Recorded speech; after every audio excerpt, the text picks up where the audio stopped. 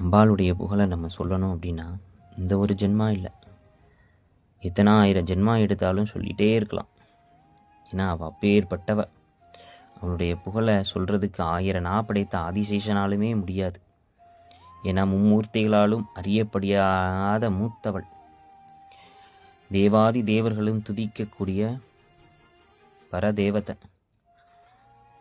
அப்பேற்பட்ட அந்த பரதேவதையை விசேஷமாக லலிதா சகஸ்ரநாம அர்ச்சனையால் அர்ச்சிக்கிறோம்.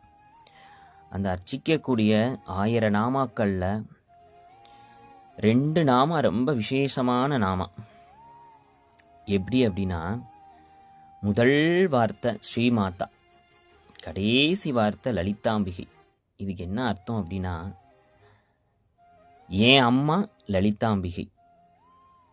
நான் யார் கேட்டாலும் இதான் சொல்லுவேன். எனக்கு 998 நாமாவும் தெரியுமா அப்படின்னு